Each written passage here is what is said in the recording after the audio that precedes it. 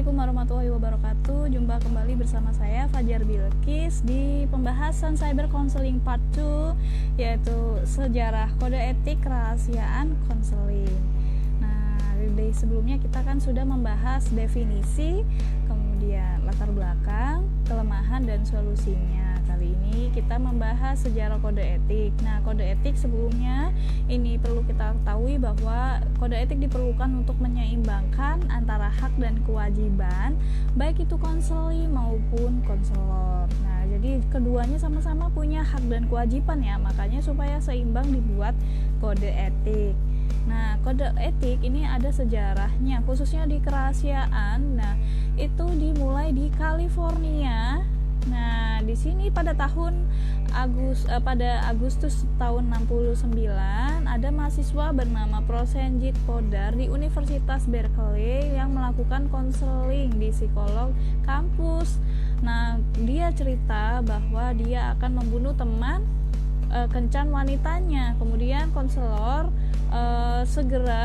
yang mengetahui hal ini segera menelpon polisi kampus bahwa Poddar ini perlu di rumah sakit kan karena berbahaya. Nah, namun oleh polisi kampus ya diinterogasi. Nah, namun karena bisa menjawab dengan rasional, akhirnya Poddar ini dilepas.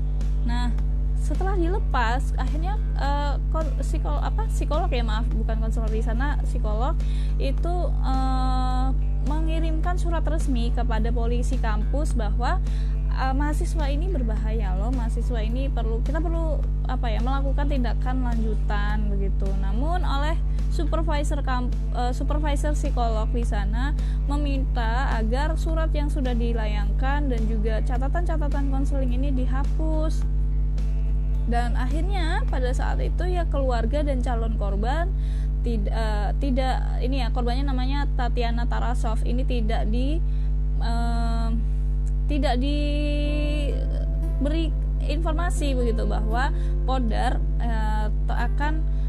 berencana akan membunuh Tatiana Tarasov ini gitu. Nah, padahal pada saat ini Tarasov ini sebenarnya nggak suka ya, cuman pada saat ada acara dansa, nah ini sebagai teman kencannya Poddar ini gitu, tapi sebenarnya nggak suka gitu ya. Dia lebih memilih sama pria lain, Tarasov ini. Kemudian Poddar ini depresi dan ada indikasi bahwa dia mengalami schizophrenia. Dia Poddar ini tidak bergairah untuk melakukan kuliah gitu, jadi benar-benar depresi. Nah, ini keluarga dan calon korban yang nggak dikasih tahu, dan ternyata beneran akhirnya 2 bulan kemudian Tatiana Tarasov ini dibunuh oleh Poddar.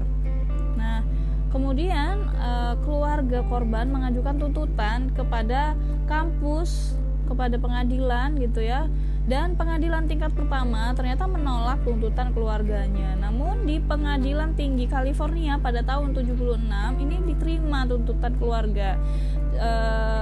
Akhirnya ya tentu saja implikasinya keluarga bahwa psikolog itu dinilai tidak bertanggung jawab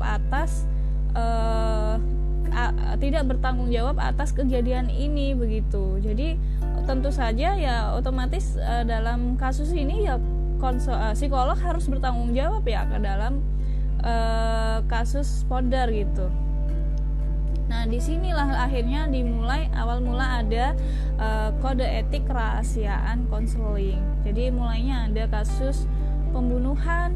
Nah, keputusan pengadilan ini di California, yaitu ini namanya Supreme Court of California, yaitu kebijakan publik yang menjamin perlindungan kerahasiaan dari komunikasi pasien terapis itu harus bisa dilanggar apabila diperlukan mengungkapkan demi keselamatan orang lain dari bahaya yang bisa menimpanya. Nah, tentu saja kalau misalnya konseli itu membahayakan, yaitu bakal perlindungan kita terhadap konseli tentang kerahasiaan itu harus bisa dilanggar gitu. Maksudnya kalau bisa membunuh orang lain atau membunuh diri ya itu.